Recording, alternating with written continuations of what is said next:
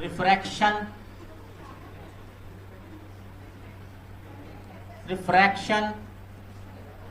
through glass slab. Refraction through glass slab. Refraction through glass slab. ठीक है, अब देखो ये एक ग्लास है, स्लैब है। एक ग्लास स्लैब के थ्रू आपको रिफ्रैक्शन दिखाना है। कोई यहां से कोई रे आ रहा है, तो यहां से जो रे आएगा वो थोड़ा इधर होकर जाएगा, और फिर यहां आने के बाद ये ऐसे हो जाएगा।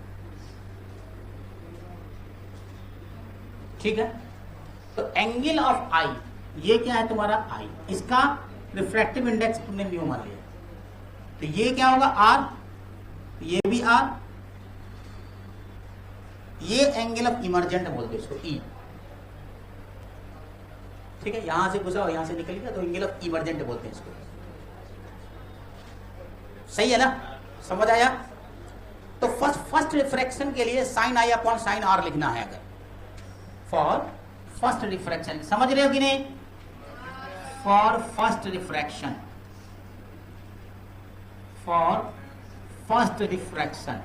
साइन आई अपॉन साइन आर कितना होगा? Mu two upon mu one, mu upon one है ना, mu two upon mu one, तो mu upon one, equation one first refraction के लिए। फॉर सेकेंड रिफ्रैक्शन के लिए क्या करोगे? फॉर सेकेंड रिफ्रैक्शन के लिए sine R upon sine E, sine R upon, नहीं उल्टा लिखते ना, हाँ जो भी तो लिख दो वैसे, sine R upon sine E, ये कितना आएगा? 1 अपॉन, ठीक है, 1 upon B, that is equal to 2। Equation नहीं, इसको अभी नहीं मानते इक्वेशन 2। क्या करते हैं सुनो, इसको मैं कन्वर्ट कर देता हूं साइन ई अपॉन साइन आर से, उल्टा कर देते हैं। तो उल्टा करेंगे तो म्यू अपॉन 1 आ जाएगा, इक्वेशन 2। क्या 1 इंटू सेम लग रहा है? 1 इंटू सेम लग रहा है, फ्रॉम 1 है। देखो इधर से अब हम इधर आ रहे हैं, समझ रहे हो, उधर से इधर आ रहे हैं, तो क्या करेंगे? From 1 into 1 and 2, from 1 and 2 करेंगे तो क्या आएगा आपका? आपका आएगा sine I upon sine r, that is equal to sine E upon sine r. Sine r ने साइन आर को मार डाला, तो बचा आपके पास sine i is equal to sine e. इसका मतलब यह है कि आई बराबर ई,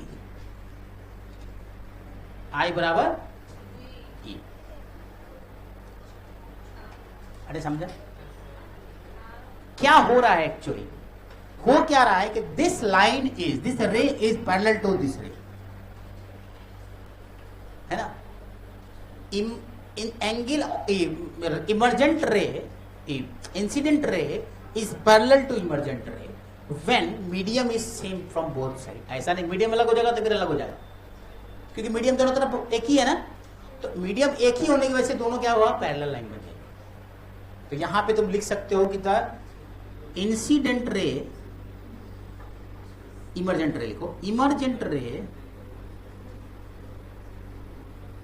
is parallel to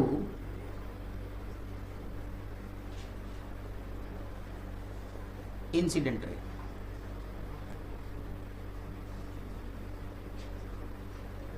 parallel to incident ray, i बराबर। क्लियर है?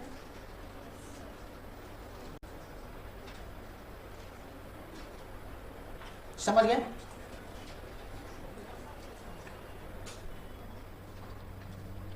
छाप लिया सब लोग? शिफ्ट ड्यू टू स्लैब, इसको हटा दो, कोजल हटा दो। Shift due to slab, shift due to slab, shift due to slab. ठीक, ये कैसे होगा? अगर तुमने स्लैब ले लिया एक ऐसे,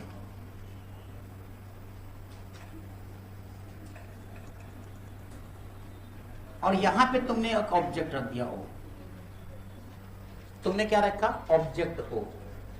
ठीक, उस ऑब्जेक्ट से आपको इमेज बतानी है, कितना शिफ्ट होगा। कोई ऑब्जर्वर अगर यहां पे है, अगर यहां पे कोई ऑब्जर्वर है, यहां पे आई है, तो आई है, मुझे आंखें नहीं बनाने आती अच्छी। हाँ, आई लिख दिया ना, ठीक है। तो शिफ्ट यहां से ऑब्जर्वर आई से देख रहा है उसको, उसको कहां पर दिखेगा एग्जैक्टली वो बताना। तो आप अगर इसका डिस्टेंस कुछ भी ले लो, मतलब x ले लेते हैं अपन, इसका डिस्टेंस x ले लेते हैं और इसका थिकनेस t ले लेते हैं, ठीक है। अरे समझ रहे हो क्या लिया मैंने? वो सब भी ठीक है। अब आपका जब रे आएगा यहां से यहां, तो ये टकरा के कुछ यूं जाएगा, थोड़ा सा बेंड करेगा, ये न्यू है। तो ध्यान देना यहां से कि होगा क्या। ये रे पीछे की तरफ बढ़ाओ, एक इमेज यहां बनेगा फर्स्ट रिफ्रैक्शन के लिए। फर्स्ट रिफ्रैक्शन के लिए I1 मान लेते हैं इसको। तो यहां से यहां तक तुमने क्या बोला? ये D डैश है। ये क्या है तुम्हारा? D डैश है। समझ आया कि नहीं आया? देखो सब सो रहा है। ठीक से देखो, थोड़ा समझ आ जाएगा। आया समझ में? अब आया? गौर से देखो, समझ आएगा। देखो ऑब्जेक्ट यहां था, टकराया, ऐसे गया, टकराया, ऐसे चला, ठीक है। अब ये फ्रॉम द नॉर्मल जाएगा उसमें। तो पहला बार जो टकराया था रिफ्लेक्शन, फर्स्ट रिफ्लेक्शन के लिए, तो ये पीछे लेके गया, तो आई बन गया यहां पे। अब इसके लिए, इस वाले के लिए ऑब्जेक्ट कौन है? ये, ठीक। और ये जो ऑब्जेक्ट है, ये यहां टकराने के बाद कहां इमेज बन रहा है? पूछ रहा है यही शिफ्ट जो एस है ना, इसी की वैल्यू बतानी है आपको। इसी शिफ्ट एस की वैल्यू बतानी है। समझा? एरियंट क्लियर है? आर्यन कुशवाहा तो अचानक अभी दिख रहे मुझे, थे क्लास में का शुरू से, तो अभी क्या दिख रहे मुझे? हाँ, तो ये क्या हो गया? अब समझ आया? समझ आया? अच्छा, इसके लिए ये डी है, इस वाले के लिए ये क्या है? डी है। इसका डी डैश कौन सा है? यहां डी डैश, उसके लिए ऑब्जेक्ट बन जा रहा है। नहीं समझ आया? आया समझ में? नहीं समझ आया? अभी इस रिफ्रैक्शन के लिए डी डैश, डी कौन सा है? एक्स। डी कौन सा है? एक्स। टकराया, यहां बन गया, ये डी डैश बन गया। तो अगर अब सेकेंड रिफ्रैक्शन के लिए डी कौन सा होगा? तो पहला रिफ्रैक्शन के लिए डी तो एक्स है, D dash plus T. Yes, समझ गया? नहीं समझा अभी? इस वाले रिफ्रैक्टिव सरफेस के लिए डी क्या है? जो तुम्हारे फार्मूले में डी होता है, रियल डेप्थ, ये है ना। ये क्या है? डी डैश प्लस टी नहीं है? अरे चमका, समझा? तो उसी हिसाब से आपको क्वेश्चन बनाना, इसको सॉल्यूशन निकालना है इसका। तो फर्स्ट रिफ्रैक्शन के लिए क्या करोगे? फर्स्ट रिफ्रैक्शन के लिए हल्ला नहीं करो। फर्स्ट रिफ्रैक्शन के लिए क्या करोगे? The image of O is I1. The image of O is, the image of O is I1, सही है। पहला इमेज I1 पे बना फर्स्ट रिफ्लेक्शन से, अरे बना कि नहीं बना? तो आप यहां से d डैश अपॉन x निकालो, d डैश अपॉन d, तो d dash upon x d dash by d equal to mu 2 upon mu 1। Mu 2 को किधर, जिधर रे जाती है उधर म्यू 2, तो mu upon 1 that is mu upon 1। तो आप d dash is equal to क्या, म्यू इंटू एक्स लिख सकते हैं। इतना जल्दी छापो कि छोटा हो नहीं सकता, ये ऊपर करना है।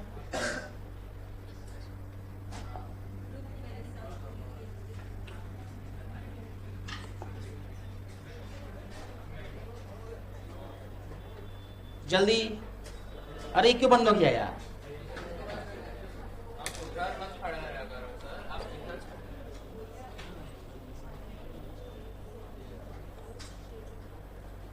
बड़ा बदतमीज है ये सॉफ्टवेयर इसका।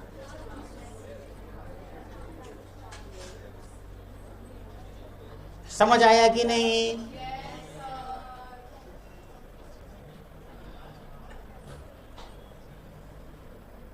चलो अब क्या करें इसका, फॉर सेकेंड रिफ, इसको मैं मिटा रहा हूं, इसका कोई काम नहीं है।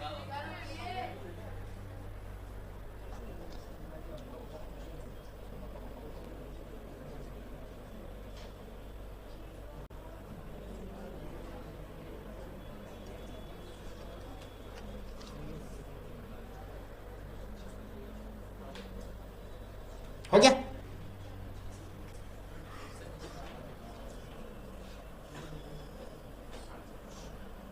जीशान समझ आ रहा है? पक्का?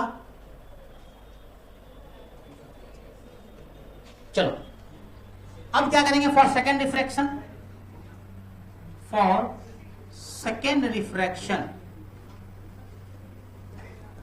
फॉर सेकेंड रिफ्रैक्शन आप क्या निकालोगे, I1 is the object for second surface. Second surface, second surface के लिए I1 क्या है, ऑब्जेक्ट है। तो इससे क्या लिखोगे, d डैश, क्या कर दे इसको, d डबल डैश कर दो, है ना? हाँ, तो d डबल डैश है ही, तो d डबल डैश कर देते हैं। d double dash divided by d dash plus t, यही ना? और 1 अपॉन म्यू। 1 अपॉन म्यू क्यों हुआ, रे आ रही म्यू 2 अपॉन म्यू 1, तो म्यू 2 कौन सा है, वापस से एयर हो जा रहा है। म्यू 1 क्या है, 1 पॉइंट, सॉरी म्यू है जो, ठीक है। अब इसको सॉल्व करो, डी डबल डैश निकालो, डी डबल डैश निकालो, तो यहां से डी डबल डैश निकालोगे तो क्या आ जाएगा,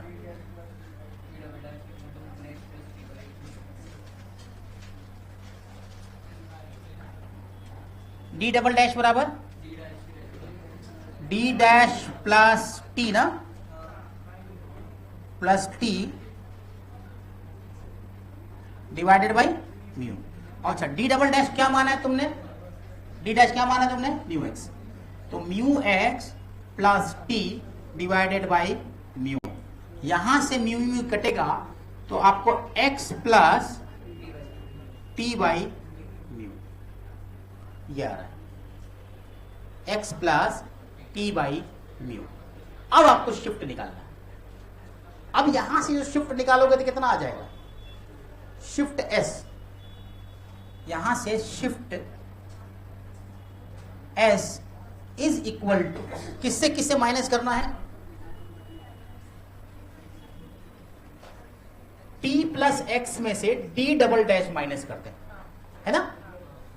तो x plus T minus D double dash, तो x प्लस टी आपके पास कितना है, x प्लस टी का प्लस टी रहेगा, माइनस डी डबल डैश आपके पास ये आ गई, x प्लस, सॉरी ये भी माइनस हो जाएगा, x ओपन कर देंगे तो ये भी माइनस हो जाएगा ना, माइनस टी बाई म्यू। अब देखो क्या हो रहा है, x ने x को मार डाला, ठीक है।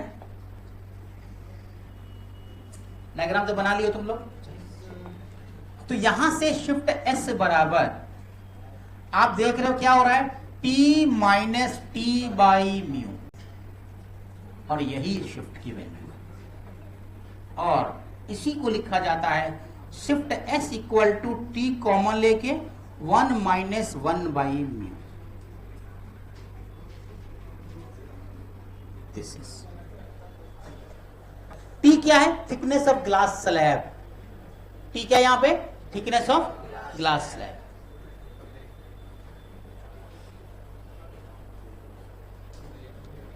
समझा। अब अगर ध्यान रहे, अगर म्यू जो तुम्हारा सराउंडिंग्स में, जो सराउंडिंग का मीडियम है, अगर एयर की जगह पे कुछ और होगा, अगर एयर नहीं है, तब फॉर्मूला क्या लिखोगे?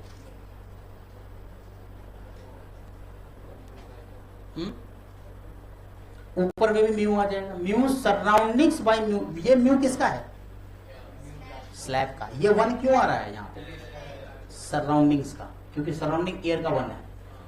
तो if surroundings medium are not air, if the medium is not air outside the slab, ऐसा लिखो, if medium is not air outside the slab, अगर स्लैब के आउटसाइड में एयर नहीं हो तो shift S is equal to T 1 minus mu surroundings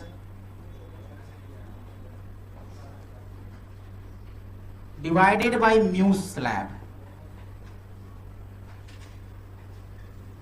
ये formula बनेगा, where T is the thickness of slab, thickness of slab, thickness of slab. ये सारी चीजें कब वैलिड है, जब रे पैरेक्सियल है। एक बात ध्यान में रखना, जब रे पैरेक्सियल है, मतलब आईएनआर जो है बहुत छोटा है, तब ये वैलिड है, और बड़ा छोटे को तो ये वैलिड नहीं होगा। तो देख लेना नोट में नीचे में, this is valid only when रे is paraxial, this formula is valid only when. यह हमारा कंसिडरेशन क्या है कि रेज आर पैरेक्सियल। दूसरा, medium on both side slab should be same, medium on both side should be same.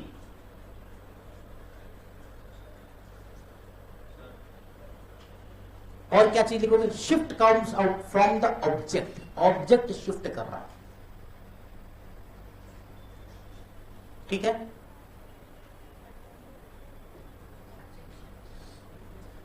अरे समझा कि नहीं, ये समझ आया है सबको, फार्मूला आसान है। इस पे ही प्रॉब्लम आते हैं बहुत सारे।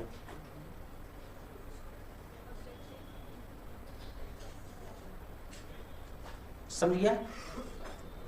तो जो पॉइंट बोला वो लिख लो। क्या बोला मैंने, रेज आर पैरेक्सियल, ठीक है, और मीडियम बोथ साइड स्लैब आपको सेम होना चाहिए। तीसरा, shift from the object only, object से शिफ्ट आगे होगा, इन द डायरेक्शन ऑफ रे propagation of light, in the direction of propagation of light. नहीं समझ आया क्या बोला मैंने? मैंने बोला कि स्लैब जो है के दोनों तरफ का मीडियम सेम होना चाहिए, स्लैब के दोनों तरफ का मीडियम सेम होना चाहिए। और क्या होना चाहिए, rays are paraxial. Ray paraxial ray क्या होता है, समझ रहे हो Abdul Rahman? What are the paraxial rays? बहुत छोटा होना चाहिए, यस। तो आईएनआर जहां बहुत छोटा हो पैरेक्सियल, जब आईएनआर बड़ा हो जाता है तो क्या, कौन सा रे बोलते हैं उसको? लिखा है मैंने, तो मुझे किसी को याद है? जब आईएनआर बड़ा हो जाएगा तो वैसा रे कौन सा कहलाता है? छोटा है तो पैरेक्सियल, बड़ा है तो एक्सियल। याद है, भूल गया सब। मार्जिनल लिखाया था मैंने, मार्जिनल, हाँ। तो क्या होगा, तो rays are paraxial, i and r is very small, medium should be same, shift from the object in the direction of propagation of light, in the direction of propagation of light, from the object in the direction of propagation of light. हमेशा याद रखना ये बात, उसको prove भी कर देंगे propagation of light से कैसे होता है, वो भी तुम चेक कर सकते हो। कभी कभी बोलता है डायरेक्शन फ्रॉम द ऑब्जेक्ट बोला, लेकिन अगर आपने प्रोपगेशन ऑफ लाइट नहीं लिखोगे तो फिर दिक्कत हो जाएगी, समझा? चलो आज के लिए इतना ही है तुम लोग का। Keep silence, lateral shift,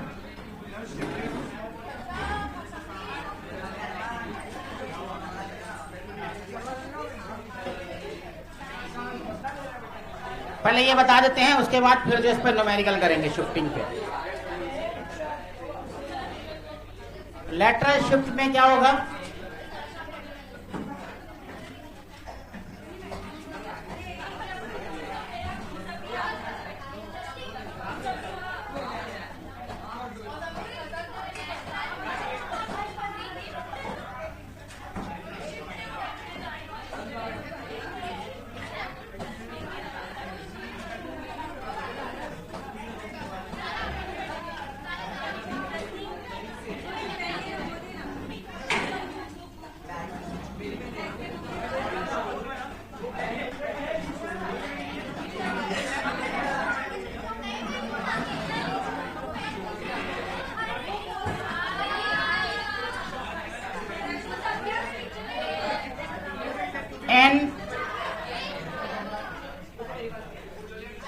lateral shift,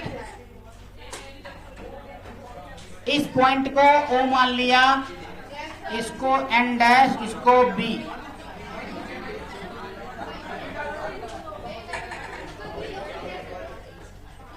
lateral shift निकालने के लिए क्या करना पड़ेगा, ये कौन सा एंगल है, I,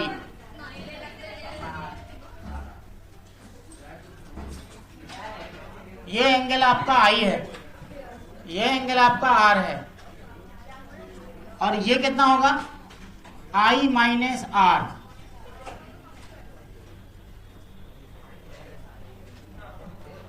है ना? तो sine I minus R is equal to कितना होगा, जरा देखो तो, दो, एक स्लैब को कुछ ऐसा रख दिया तुमने, और आपका ये कितना शिफ्ट हो रहा है वो चेक करना है अपने को, मतलब निकालना है क्या चीज है, D की वैल्यू निकालनी है, और D कौन सा पार्ट है, ये वाला, ये D निकालना है। तो साइन I माइनस R कितना होगा, sine I minus R, that is equal to कितना, B अपॉन H होता है, बेस अपॉन H, है ना? तो बेस अपॉन H, अगर ये 90 डिग्री है तो sine I minus R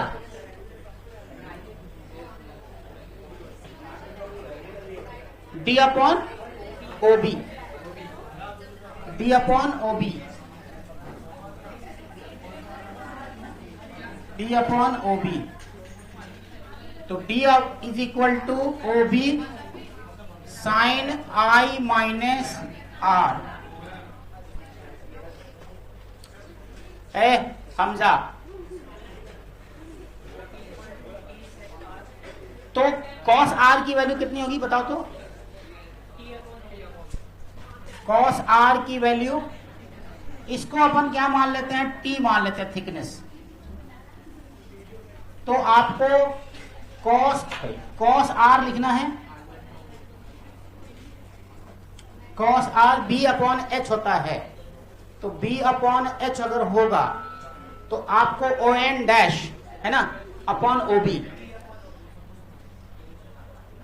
ON dash upon OB, और यहां से OB निकालोगे तो ये आ जाएगा तुम्हारा क्या चीज, ON dash upon cos R, और ON डैश की वैल्यू क्या है, T है, ये cos R।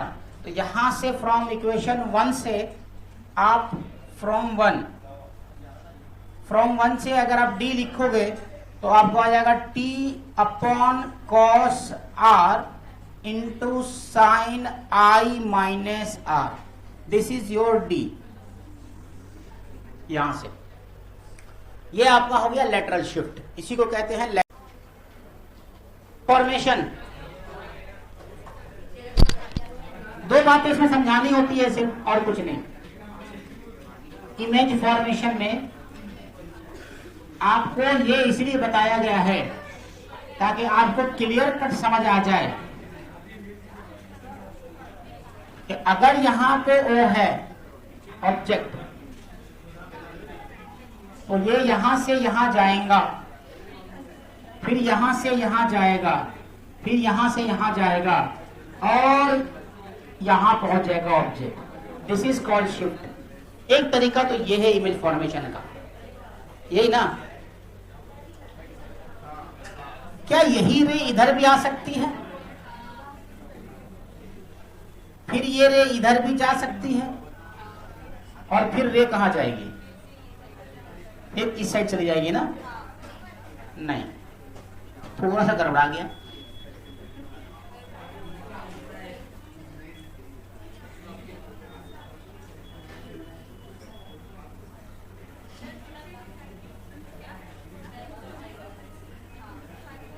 ऐसे जाएगा, और इसको वापस से मिलाओगे तो यहां ये चीज बना। मतलब शिफ्ट क्या हुआ? ऑब्जेक्ट के साइड से थोड़ा सा आगे। ठीक है, तो इस बात को आपको प्रूफ करना हो अगर कि इमेज हमेशा ऑब्जेक्ट से आगे की तरफ ही शिफ्ट कर रहा है, तो उसको आप कैसे करोगे? वर्चुअल के केस में कैसे देखेंगे इसको? वर्चुअल के केस में कैसे देखेंगे? वर्चुअल के केस का मतलब यह है कि कहीं से रे आ रही है, कहीं से रे आ रही है ना? तो इसका एक वर्चुअल ऑब्जेक्ट बन रहा होगा। हल्ला कम करोगे तो ज्यादा समझ आएगा। यहां देखो, ये ठीक है, ये बना ऑब्जेक्ट। ये कौन सा ऑब्जेक्ट है भाई? Virtual object. तो इसका इमेज कहां बन रहा होगा? ये रे यहां आया है ना,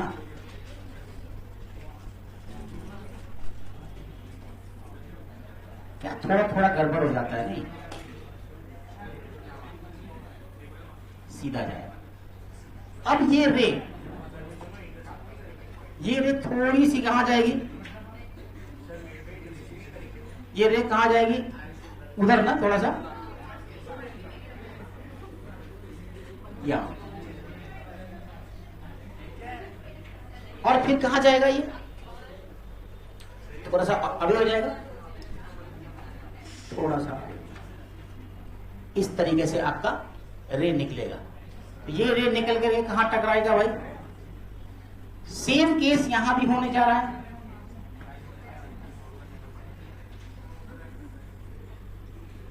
ये बन गया इमेज। तो अभी भी जो ऑब्जेक्ट यहां था और शिफ्टिंग कहां हो रही है? तो आपको इस समझना यह कि शिफ्टिंग हमेशा in the ray of propagation में होता है।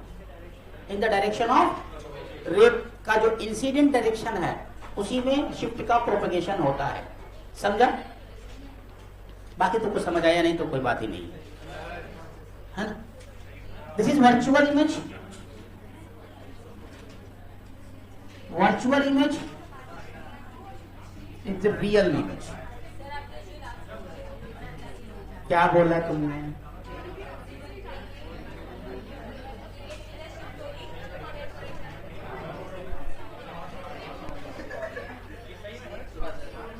अरे समझा कि नहीं? समझा ना? तो shift is always in the direction of किधर? ट्रैवलिंग रे। हाँ, प्रोपगेशन ऑफ ट्रैवलिंग रे। ठीक है, इन द डायरेक्शन ऑफ ट्रैवलिंग रे। ठीक है, तो यही चीज समझाना था और कुछ नहीं है। इतनी सी बात ही ये।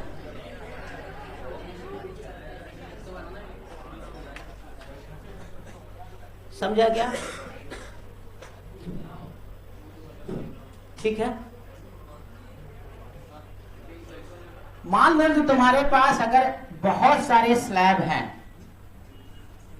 ऐसे ऐसे ऐसे, तो इसका T1 है, थिकनेस T2 है और T3 है, μ1 है, μ2 है, μ3 है।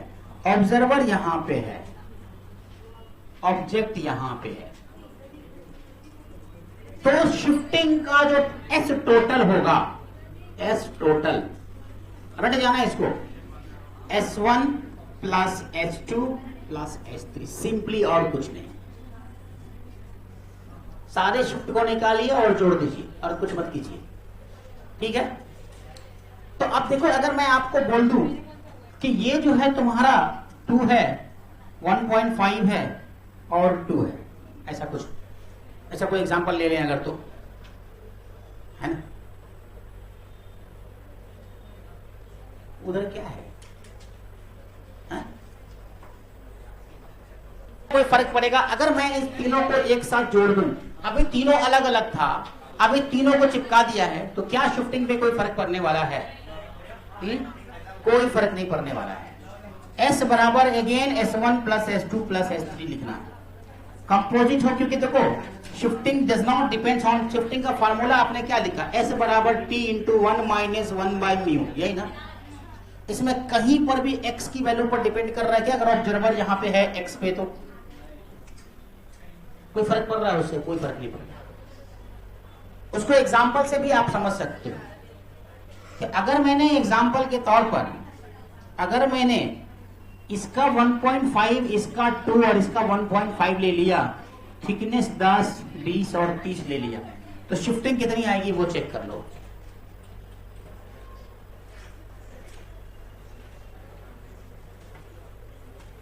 शिफ्टिंग कितनी आ रही है?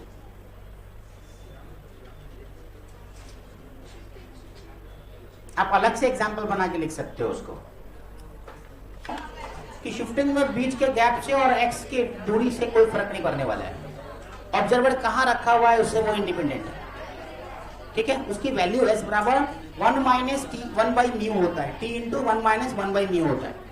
तो आपको अगर शिफ्टिंग करानी है तो आपको वो वैल्यू डालने की कोई जरूरत नहीं है, एक्स की वैल्यू, ठीक है।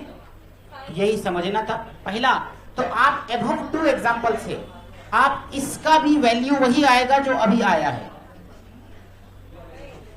सेम वैल्यू आएगी, समझ में आया? अरे हल्ला बिना किए भी समझा जा सकता है। आप क्या देख रहे हो, इसकी वैल्यू S1 की वैल्यू कितनी आई? 3 S1 की वैल्यू 3.34 ना, 3334 मान लेते हैं, चलो 34 से। S2 की वैल्यू कितनी आई? 10। S3 की वैल्यू 10, तो S टोटल कितना आया? 23.434 ना, मान लेते हैं 34। यहां भी क्या आ रहा है? S टोटल S1 यहां भी 3.34 ही आने वाला है, S2 जो है यहां पे 10 आने वाला है, S3 भी यहां पे 10 आने वाला है, तो S टोटल यहां पर भी 23.34 सेंटीमीटर ही आने वाला है। तो दोनों एग्जाम्पल से एक बात तो क्लियर हो गई कि गैप बिटवीन द 2 स्लैब से कोई फर्क नहीं पड़ता इसके शिफ्टिंग को, समझा? तो लिख लीजिए, from above 2 examples, from above 2 examples, no change in shift if we change the gap between, no change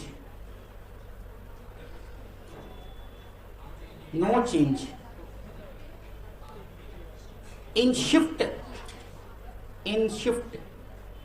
if we change the gap between 2 slab if we change the gap between 2 slab, that is shift is independent of gap between the 2 slabs.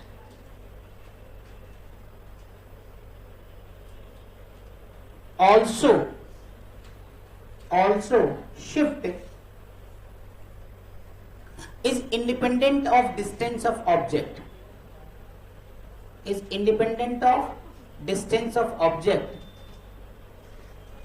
from slab. आपने क्या देखा?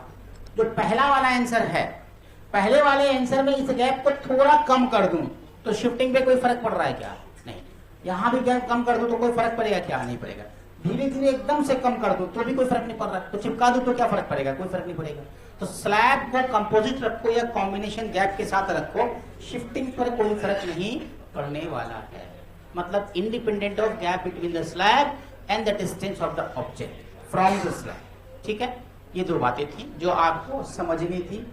अब अपने पास problem ही problem है, अब तुम बना के दिखाओगे, अगर समझ गई हो तो इजी बन जाएगा। डायग्राम देखो, ये तुम्हारा मिरर है, कॉनकेव मिरर, और ये तुम्हारा स्लैब है, और स्लैब से कुछ दूरी पे ऑब्जेक्ट ओ रखा हुआ है। ठीक है, आर बराबर 40 सेंटीमीटर है, इसका radius of curvature Abdullah Coser वो 40 सेंटीमीटर है ना। तो 40 सेंटीमीटर है। और एक चीज और आपको ध्यान देना है कि 15, इसको ये कितना दूरी है, ये 10 सेंटीमीटर है। अब थिकनेस की वैल्यू 15 सेंटीमीटर, और ये तुम्हारा कितना है, 10 centimetre. What is the shift? और शिफ्ट के अलावा आपको ये बताना है कि इमेज कहां पे बन रही है finally, where is the image is formed. कितना सेंटीमीटर आंसर होगा इसका? शिफ्ट कितना आया भाई?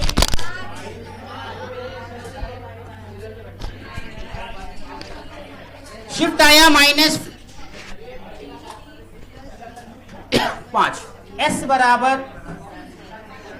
T into 1 minus 1 by mu, तो 3 है 15, 1 माइनस 1.5, इससे आएगा 5 सेंटीमीटर। इसका मतलब ऑब्जेक्ट यहाँ पे पहुंच गया है, और यहाँ से यहाँ 5 हो गया, तो यहाँ से यहाँ भी 5 बचा। और अब आपके पास u की वैल्यू कितनी हो गई? u की वैल्यू 10 प्लस 15 प्लस 5, इसको घेर दो, लगा दो बाहर माइनस, क्योंकि कौन के मिरर है, तो -30 सेंटीमीटर। और f दिया हुआ है r/2, तो दैट इज 40/2, ये होगा -20 सेंटीमीटर।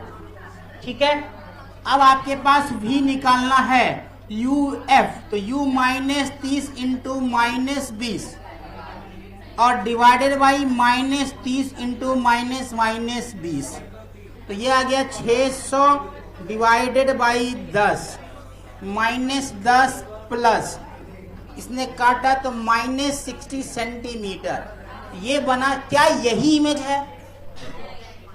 क्योंकि तुमको देखो, जब ये चीज यहां से जाएंगी, यहां से जाएगी, ये ऐसे और ये ऐसे जाएगी, तो फाइनली तुमने देखा कि शिफ्ट होके ये यहां आ गया।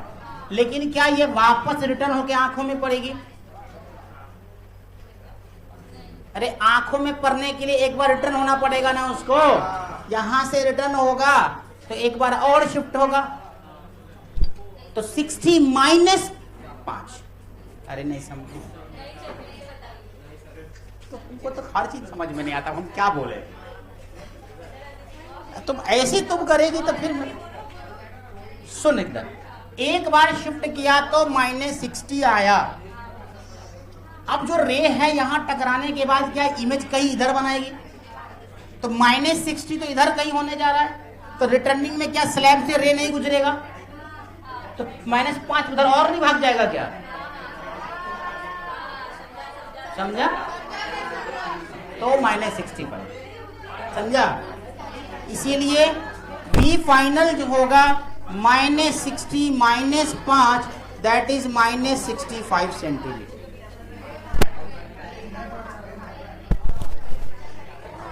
हो गया? ये क्या हो गया?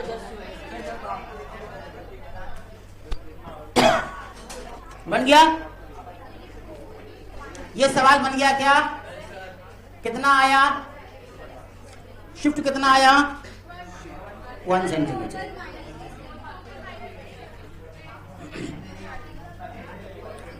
शिफ्ट 1 सेंटीमीटर आया क्या? शिफ्ट 1 ही आएगा। S बराबर 3 इंटू 1 माइनस 1.5, इसको कैलकुलेट करोगे तो ये आएगा 1 सेंटीमीटर।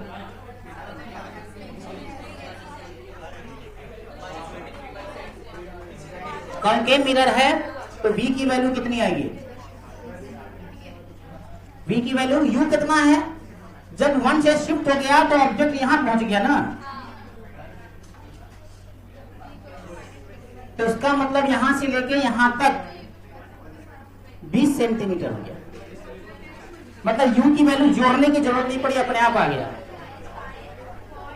तो V बराबर -20 इंटू R बराबर -5 ना, -20 इंटू -5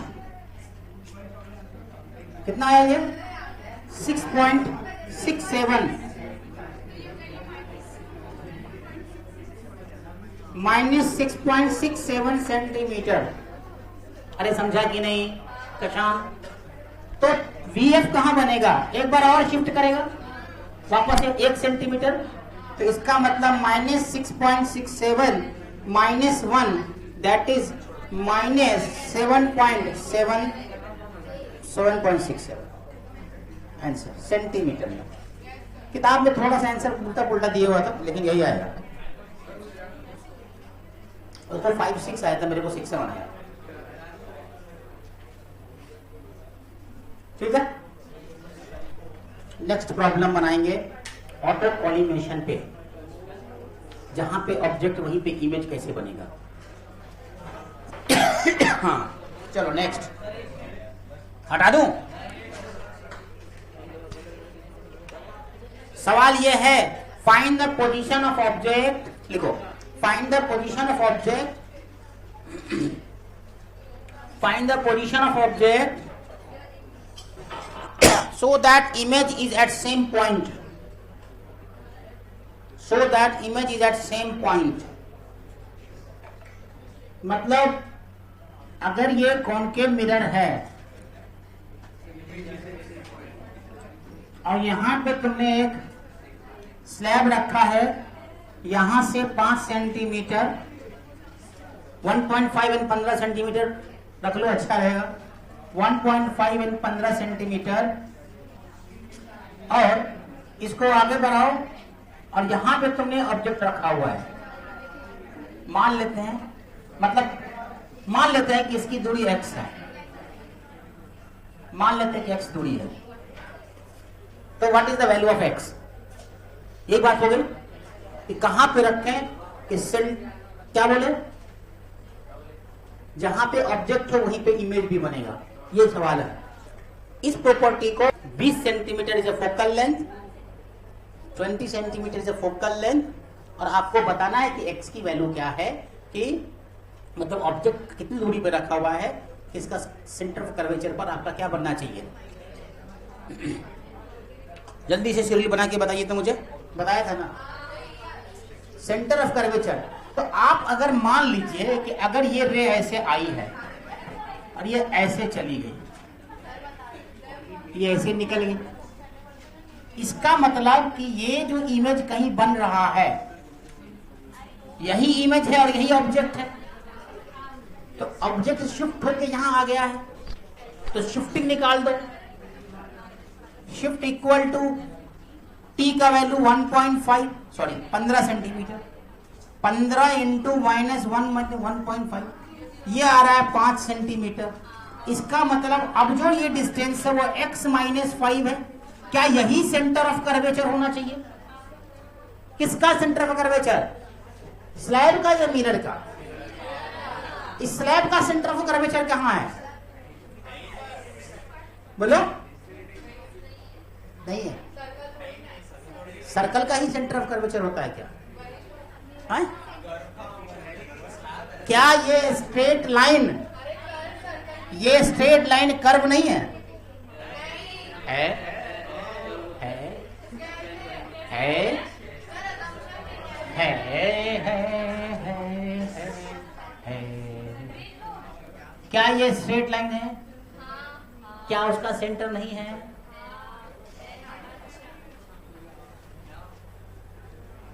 इनफाइनाइट होता है, इनफाइनाइट होता है, ध्यान रहे थोड़ा सा। ध्यान है, सर्कुलर मोशन मैंने नहीं पढ़ाया इसलिए ये बात तुम्हें नहीं पता है, लेकिन पढ़ाता तो पता रहती। इसके बाद वही टॉपिक है, circular motion, centre of mass.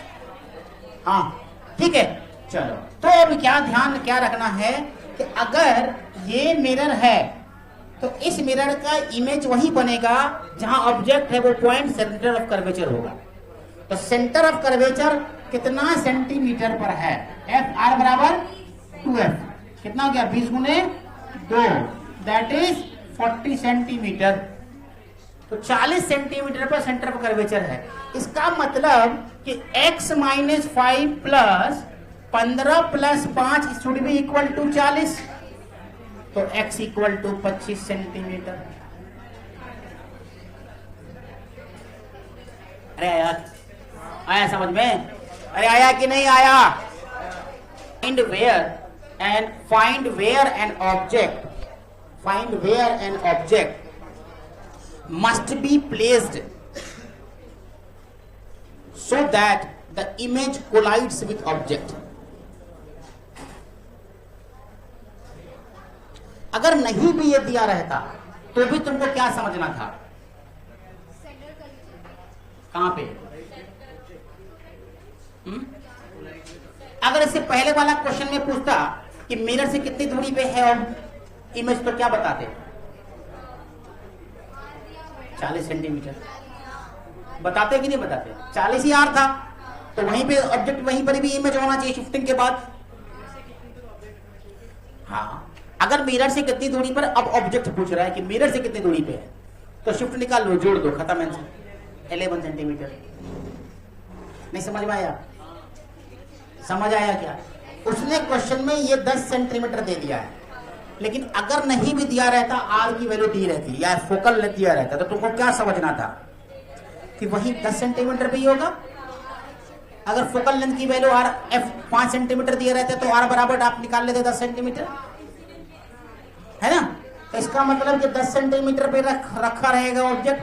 अब सवाल ये पूछ रहा है कि ऑब्जेक्ट कहां पे है मिरर से, तो शिफ्ट निकाल लो कि कितना शिफ्ट किया होगा, निकालेंगे ना?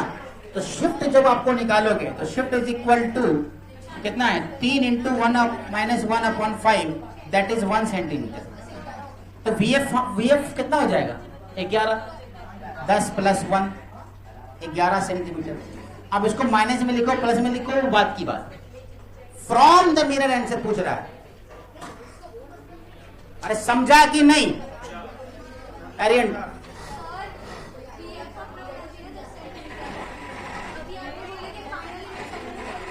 सॉरी, वीएफ गलती लिख दिया, डिस्टेंस ऑफ ऑब्जेक्ट है, डिस्टेंस ऑफ ऑब्जेक्ट।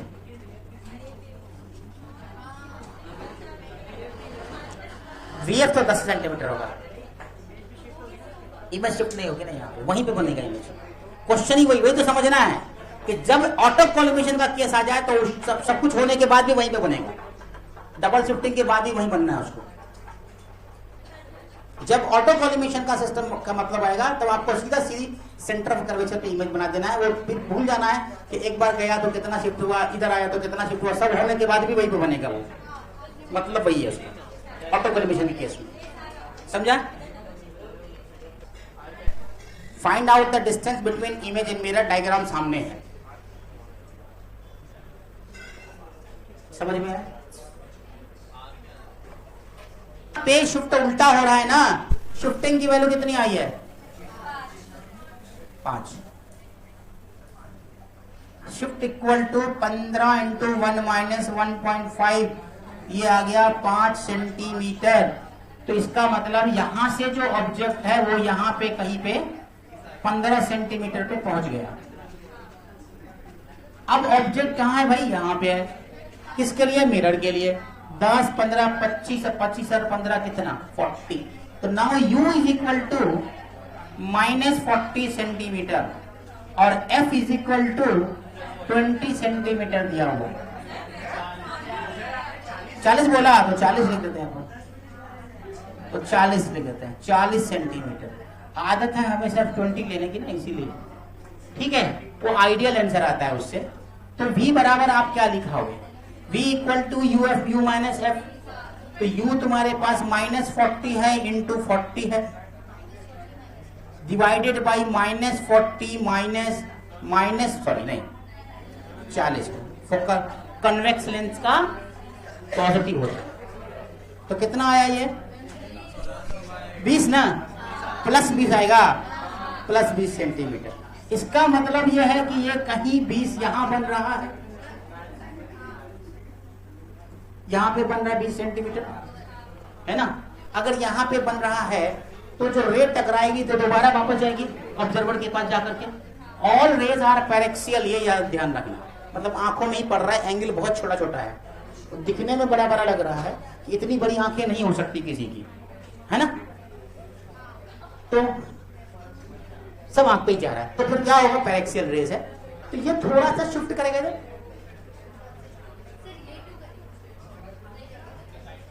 नहीं करेगा। अभी रे डायग्राम बना लो, अगर शिफ्ट को दिखना नहीं दिख रहा है बनाते हैं। यहां से यहां आया, यहां से यहां गया, ठीक है, यहां से यहां आया, और ये थोड़ा सा दिक्कत हो गया बनाने में, थोड़ा टेढ़ा कर देते हैं ज्यादा, ऐसा, ठीक है। यही ना, यही हो रहा है ना। अब ले, छोटा हो गया, ठीक, अब समझे, छोटा हो गया। अब ये यहां गया तो ये यहां आएगा और ये यहां चला गया, शिफ्ट हुआ, दोबारा दोबारा शिफ्ट हुआ।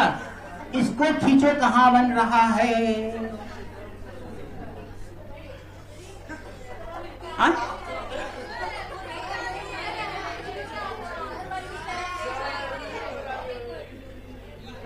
अच्छा, किधर गया,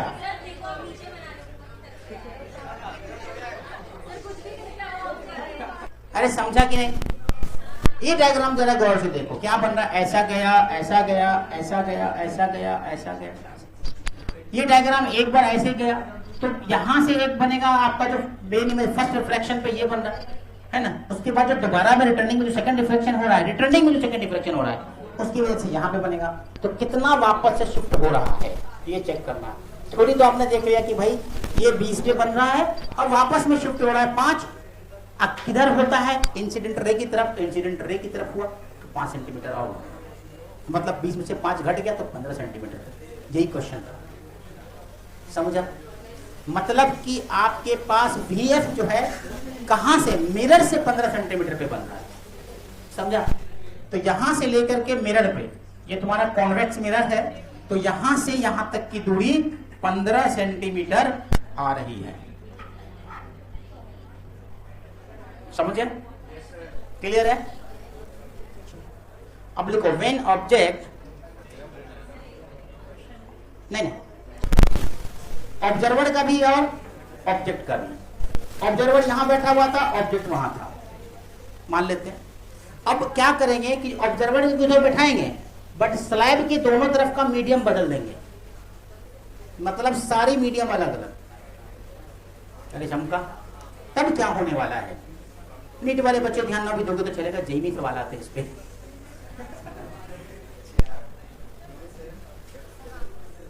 मीडियम अलग अलग हो तो, ऑब्जर्वर और ऑब्जेक्ट का मीडियम अलग अलग हो तो। अभी जो सवाल कर रहे थे, तो यहां ऑब्जेक्ट था, यहां पे आंखें थी, और यहां से आप देख रहे थे।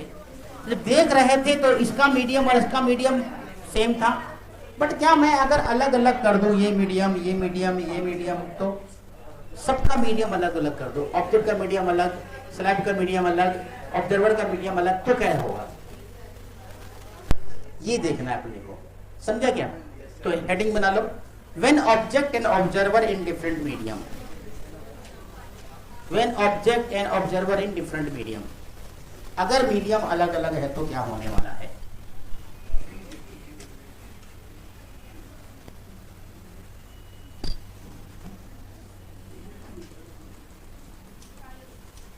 यहां तुम्हारा ऑब्जर्वर है, सॉरी ऑब्जेक्ट है, यहां ये आंखें उसीरो हो जाए अंधी, ये ऑब्जर्वर बैठा हुआ, हाँ हो गया। तो ये आई है। अब यहां से वो देख रहा है सबका मीडियम अलग अलग है भाई साहब, T1 T2 T3 ले लो, T1 T2 T3 एक ही दर है, कितने क्या दिक्कत है ना। इसको T1, इसको T2, इसको T3, इसको μ1, इसको μ2, इसको μ3, ऐसे लिखना। अरे 4 5 10 ले लो, उससे भी कोई फर्क नहीं पड़ने वाला। थिकनेस ऑब्जर्वर से मीडियम में है ये, तो आपको निकालना है फॉर फर्स्ट रिफ्रैक्शन के लिए क्या कहानी बनने जा रही है। एपरेंट डेप्थ निकालना पड़ेगा।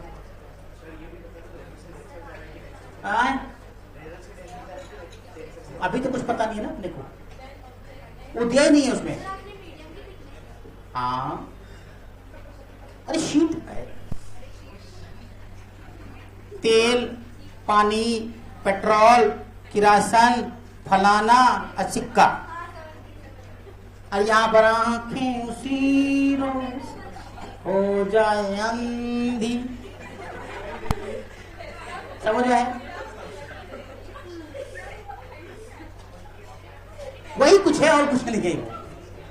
समझ गए ना? वही कहानी है। μ1 μ2 μ3 फॉर फर्स्ट रिफ्रैक्शन के लिए आपके पास μ2 upon μ1, μ2 upon d dash upon d होगा। यहां चेक करो, μ2 upon μ1 d dash upon d होता है ना। तो यहां से d डैश आप निकालोगे क्या चीज, μ2 अपॉन μ1 इंटू T1। ये निकला कि नहीं?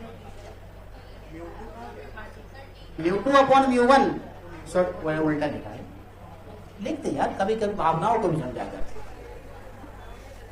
समझे क्या? तो d बराबर d dash equal to μ2 μ1 upon into T1। T1 क्या है? थिकनेस है, इसलिए वही आया d। d ओरिजिनल डेप्थ हो गया है ना, रियल डेप्थ जिसको बोलते हैं। अब मुझे सेकंड रिफ्रैक्शन में क्या होने जा रहा है, तो d डैश कहां पे गया वो बता सकते हो क्या तुम लोग? ऑब्जेक्ट से थोड़ा पीछे भाग जाएगा, अपरेंट डेप्थ। अपने को अभी कुछ नहीं मालूम है कि μ1 बड़ा है μ2 छोटा है, कुछ नहीं। फर्स्ट रिफ्लेक्शन के लिए आपने ये निकाल दिया और यही होगा d डैश। अब d डैश मान लेते हैं कि ये जो d डैश है वो यहां से लेकर के कहीं यहां पे है I डैश। समझा? कहीं पे भी इधर भी हो सकता है, अपने को नहीं मालूम है, बस अपने ने वहां डाल दिया अपने कि वो d डैश है। समझा क्या? जब μ1 μ2 की वैल्यू नहीं पता अपने को तो कैसे बता देंगे कहां गया? हाँ। तो ये क्या हो गया, d डैश हो गया यहां पे। सही है। अब सेकंड रिफ्रैक्शन पे, ये तो फर्स्ट रिफ्रैक्शन था, अब सेकंड रिफ्रैक्शन पे क्या होगा, μ3 अपॉन μ2 d डबल डैश कर देंगे उस वक्त, अब बट्टे d डैश। अरे यही तो ऑब्जर्वर हो जाएगा ना। अब real depth T2 plus d dash नहीं होगा, करो। For second refraction, for second refraction हम तुमको समझने के लिए छोड़ते हैं मगर तुम समझते नहीं। हाँ, फॉर सेकेंड रिफ्रैक्शन के लिए μ3 अपॉन μ2 इंटू कितना इज इक्वल टू कितना, d double dash upon d dash plus t, d dash plus T1। तो d डैश कितना है तुम्हारे पास, μ2 अपॉन μ1 T1 प्लस T2। यहां से d डैश निकालो तो कितना आ रहा है, μ3 T1 μ3 T2 अपॉन, और यहां से μ2 μ2 कट जाएगा। तो यहां से d डबल डैश अगर निकालते हो, अगर d डबल डैश निकालते हो, d डबल डैश कहीं पे बनेगा, मान लेते हैं कि यहां पे बन गया इस वाले सरफेस से d डबल डैश। समझा? अरे समझा कि नहीं? एक बार d डैश निकाल दिया, एक बार d डबल डैश निकाल दिया, तो अपने डी डबल डैश क्या होगा, यहां से जोड़ो तो कितना आ रहा है, d double dash is equal to mu 3 mu 2 mu 2 mu 1, तो म्यू 2 कटेगा, mu 3 mu 1 mu 1 into T1 plus mu 3 mu 2 into T2, यही आएगा ना, यही आएगा ना, हाँ ये आएगा डी डबल डैश। अब अपने को निकालना क्या है, क्या निकालना है फाइनली, निकालो, जोड़ो सबको, क्या होगा, यहां से जोड़ दो सबको, जोड़ दो सबको।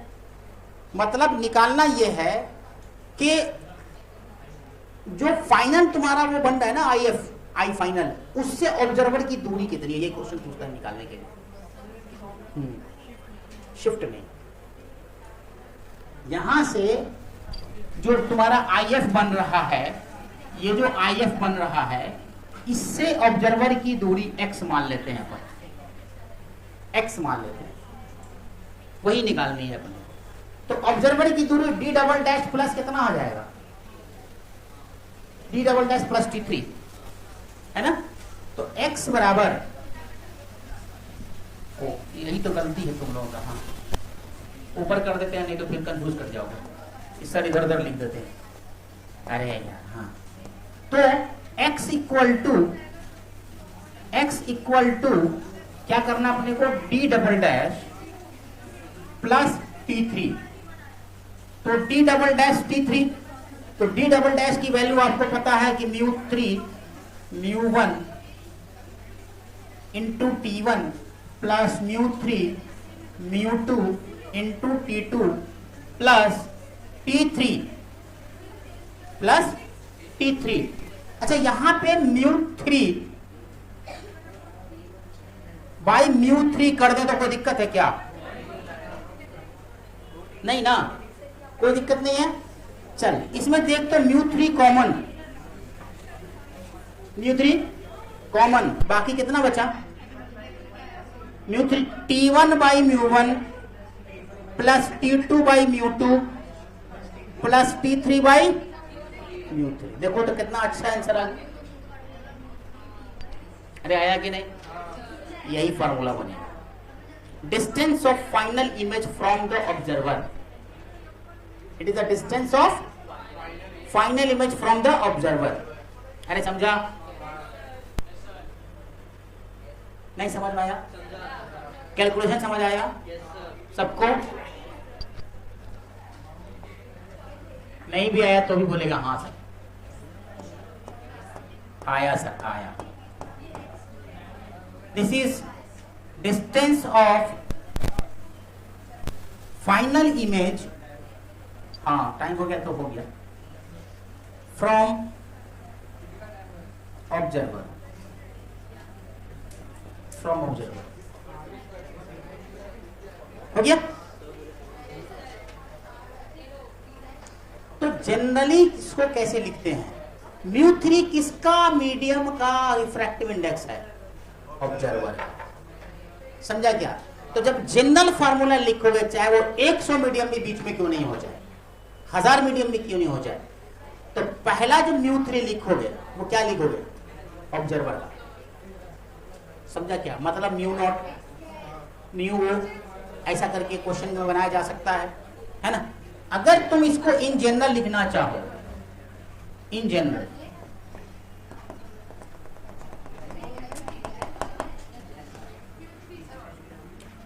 दो मिनट बैठ जाना, खत्म है, लास्ट लाइन लिख रहे हैं। इन जनरल अगर तुम्हारे पास कुछ इस तरीके से स्लैब्स दिया हुआ है, बहुत सारा समझो, mu 1 mu 2 mu 3 mu 4 mu 5 ऐसे है ना, mu 1 mu 2 mu 3 dot dot dot dot dot dot dot dot dot mu n, और यहां पे ऑब्जर्वर है और ये म्यू नॉट लिख दिया मैंने, समझा, और यहां पे तुम्हारा ऑब्जेक्ट है T1 T2 T3 T4 dot dot dot Tn, ठीक। तो इन जनरल जो आप लिखोगे x की, मान लेते हैं ऑब्जर्वर से कहीं पे भी बन गया x, ये आई फाइनल, ये x दूरी है।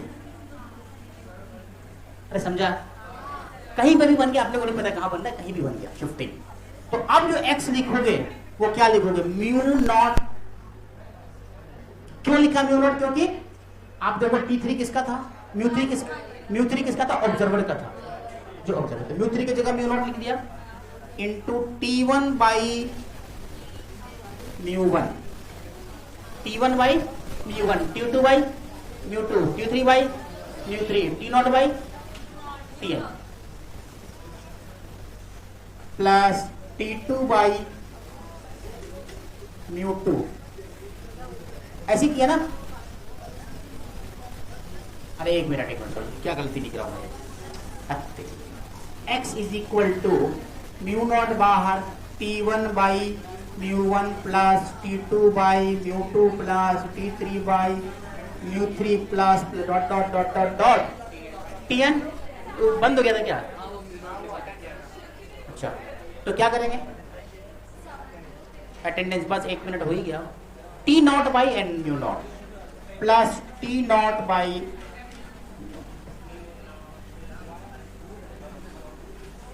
ये T नॉट है,